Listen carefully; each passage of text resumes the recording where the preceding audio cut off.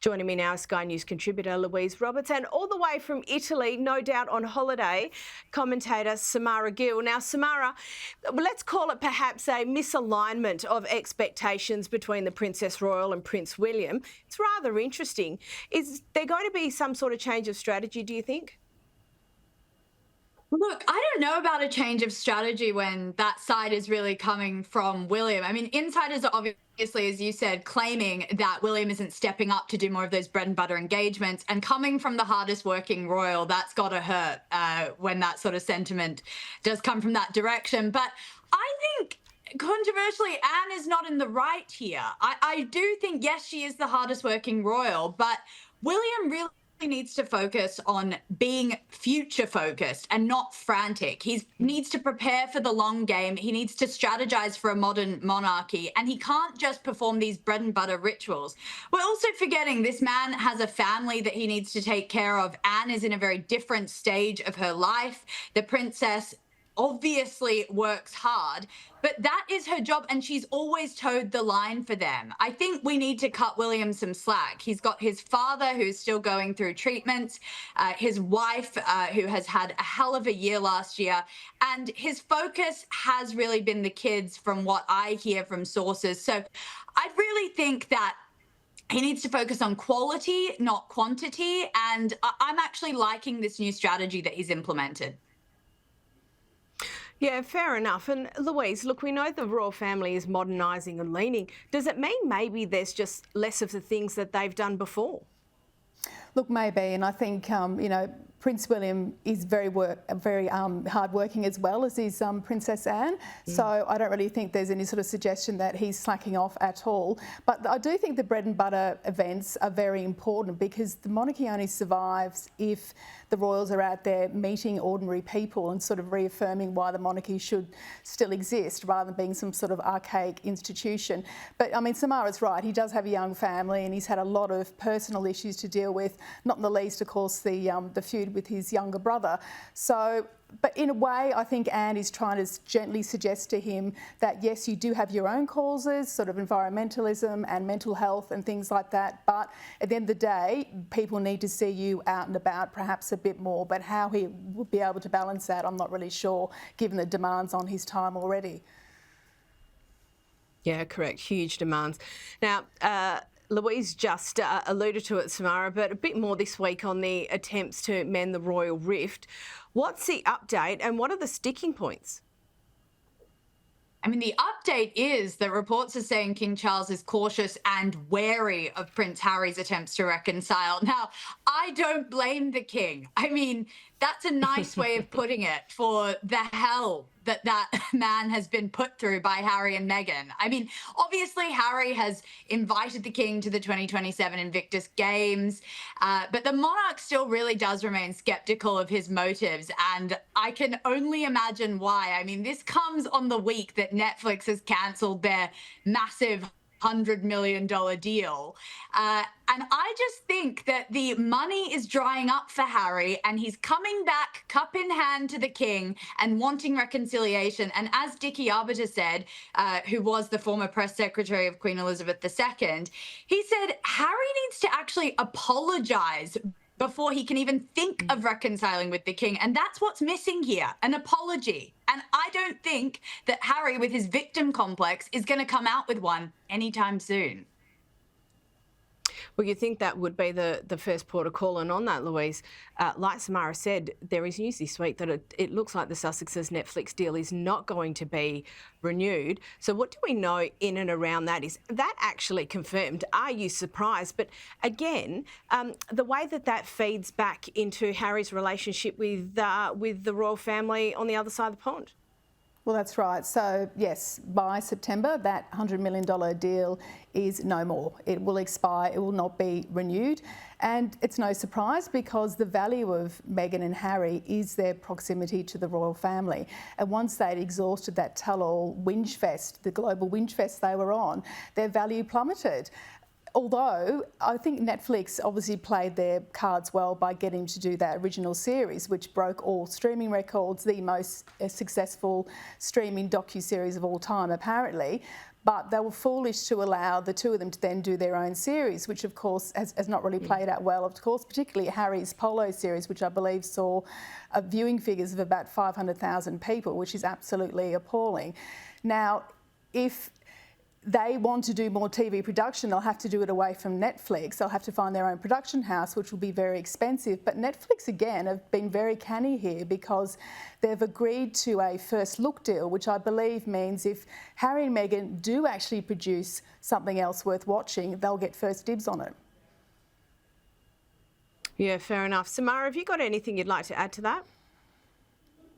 It's not likely that Harry and Meghan will produce anything worth a look in. I mean, the disastrous numbers for the viewing figures of their shows that weren't about them whinging about their victim story and how badly the royal family treated them, which a lot of that has come out just simply wasn't even true.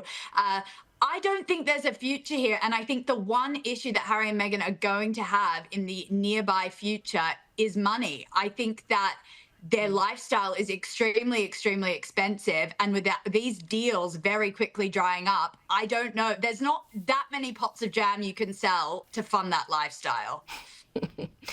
No, that's a very, very good point. And Samara, still with you. And I actually really love our next story. I love the way we get to occasionally peek into royal history. And we all recall that footage of the royal family farewelling the royal yacht Britannia. But we understand that they lobbied the government for a replacement yacht. What was the story here? Yeah, this was really interesting, actually. So it's newly released files from the National Archives. They revealed that in 1993, Buckingham Palace really quietly lobbied Prime Minister John Major's administration to support the £50 million replacement for the royal yacht Britannia. Now, we know that this was Queen Elizabeth II's favourite thing. She absolutely loved that boat, and it was really, really painful for her to have to say goodbye. And I think it actually contributed to her annus horribilis, which she termed one of the most horrible years, where three of her 4 kids were going through separate divorces at the time. Public support for the royal family was at an all-time low. Balmoral had a massive fire. And that kind of basically led to the government saying, well, we can't give you this £50 million in order to keep this ship. It just does not look good.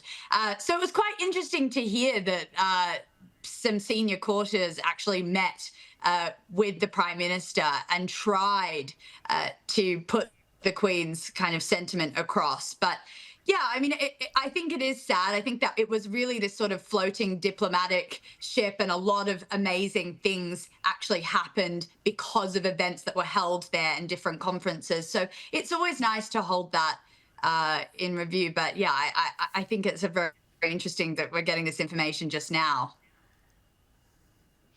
Yeah, it is. I always do find it incredibly interesting when, you know, it's obviously been such a long time. It's been more than 30 years. And then all of a sudden this sort of information comes out, gives us a nice nostalgic look back. But something that's happening now, and Prince George celebrated his 12th birthday this week. Here's a video released by the Palace.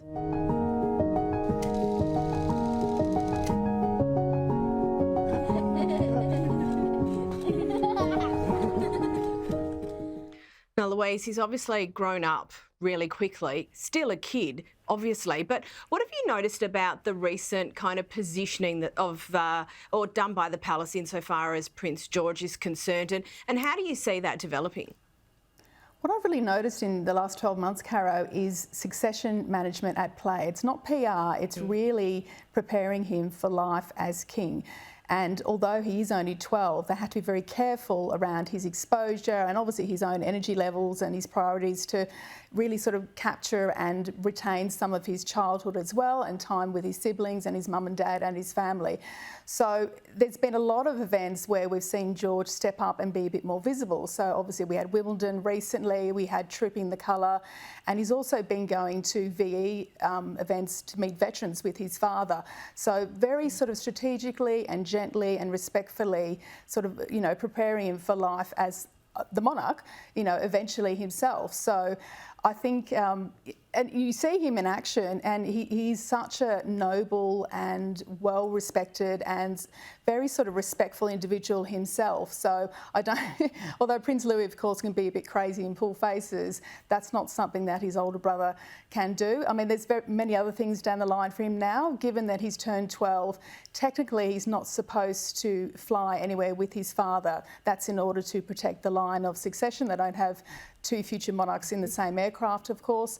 And the next thing, I believe, too, is choosing his senior school. And my money's on Eton, where his father and, of course, his uncle went, which is, you know, the school that royalty and captains of industry send their sons to.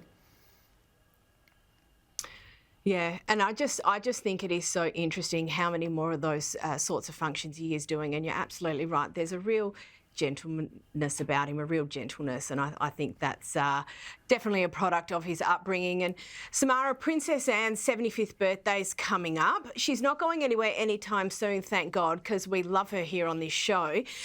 There's going to be a special commemoration. What's the plan? So it's very interesting. Obviously, as you said, Caroline, she doesn't like the pomp and ceremony of a big sort of birthday celebration. She's definitely not going anywhere anytime soon. So yeah, the Royal Mint has released a very special commemorative coin to honour her 75th birthday. This makes it the first time that she has been featured on an official UK coin. So that's very interesting. It's a £5 coin. It's nicknamed the Anniversary coin. I do love that pun. And it celebrates her decades of public service and dedication to the crown. And honestly, that woman with her 475 public engagements in just 1 year at that age, that's the least she deserves, in my opinion.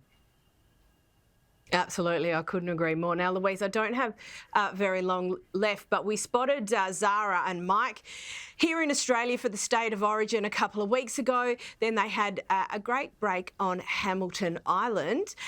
Tell us about their break here in Australia.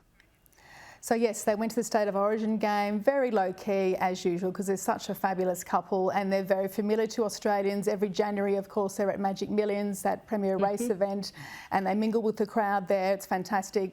Zara's such a terrific ambassador for the sport.